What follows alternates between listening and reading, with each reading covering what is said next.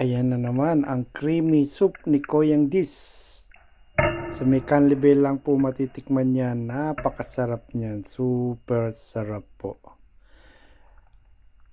Creamy soup ni Koyang Dis. The best. Meron po siyang marami pong version yan luto kong yan. Marami kang pwedeng ilagay.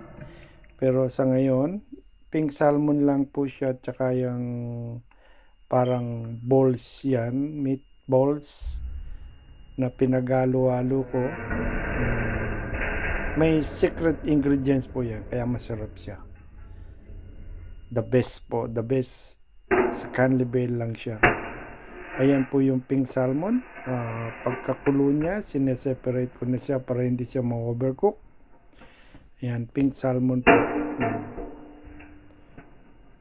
Pwede rin pong fried fish. Saka nyo ilagay. Masarap din daw siya. Pero less oil lang ginawa ko kaya ano na lang siya. Pink salmon na sariwa press. Nilagay ko siya. Okay po. Thank you. Huwag nyo pong kakalimutan mag-subscribe, like,